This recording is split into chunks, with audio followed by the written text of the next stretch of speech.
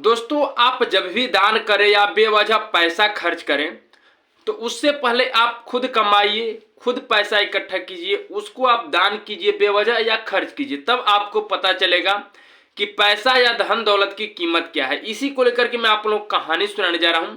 कहानी जरा अच्छे से समझिएगा। कहानी का नाम आता है कमाई अपनी कमाई का दान। यानी दोस्तों, इस कहानी का नाम है अपनी कमाई का दान। एक बार की बात है, एक सफल व्यापारी जिसके पास हर सुख सुविधा थी, धन दौलत को मानो तो भंडार लगे थे। शहर में उस व्यापारी से कोई बड़ा आदमी नहीं था। यह सब धन दौलत व्यापारी ने स्वयं मेहनत करके कमाई थी। उसने रात दिन मेहनत करके व्यापार बढ़ाया, न जाने कितनी कोशिश की, तब जाकर यह मुकाम उसने पाया था।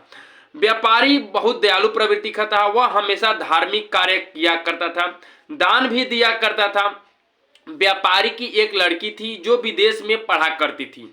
एक लड़का था जो पढ़ाई पूरी करके, यानी विदेश से ही पढ़ाई पूरी करके व्यापार में वापस लौटा था और व्यापार करने आया था, अपने पिताजी के साथ हाथ बढ़ाने आया था। व्यापारी ने देखा कि उसका लड़का बेवजह अधिक खर्च करता है। जब भी कोई कर्मचारी अथवा कोई अन्य व्यक्ति भिखारी कुछ मांगता है तो वह बिना सोचे समझे दे देता है। बहुत कम समय में ही व्यापारी का लड़का उसे ज्यादा दान दे दिया। दोस्तों, कहने का मतलब जिसके पिता लड़का का जितना पिताजी दान नहीं दिए थे, उससे कम समय में ही उसका लड़का जो है बेवजह पैसा खर्च कर दिया, दान दे दिया।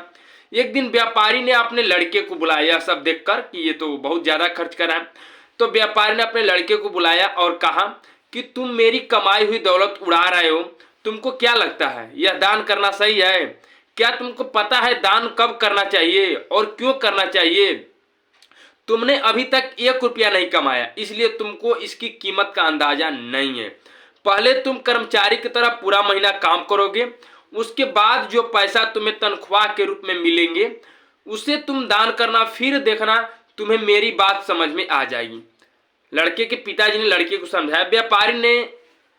व्यापारी का जो लड़का है अपने पिताजी का बात मान ली और वह 1 महीना कर्मचारी की तरह काम किया।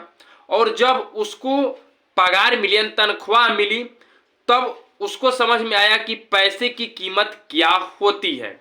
और जब उसे अपनी पगार से पैसे देने, जो उसकी तनख्वाह मिली थी, जो अपने पगार का पैसा दान किया, तब उसे गजब का आनंद फीलिंग हुआ। यानी गजब का उसको एहसास हुआ कि सच में मैं कमाकर किसी को दान दे रहा हूं।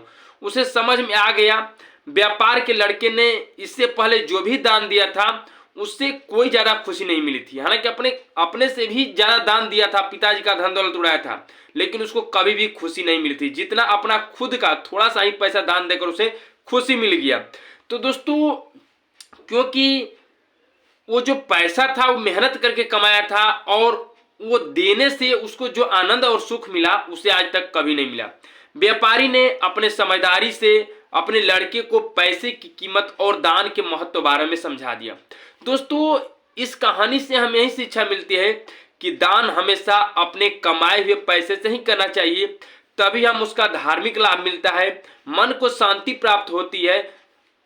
तब जाकर पैसे नहीं कमाते, उसकी कीमत नहीं समझते। दोस्तों, कहने का मतलब कि जब तक से आप पैसा नहीं कमाते हैं तब तक से आपको पैसा की कोई कीमत वैल्यू नहीं पता होती है। पहले आप पैसा कमाइए, तब आप दान कीजिए, आपको गजब का आनंद मिलेगा। चाहे पैसा खर्च कीजिएगा तो सोचिए कि सच में मेहनत करके पैसा कमाया था।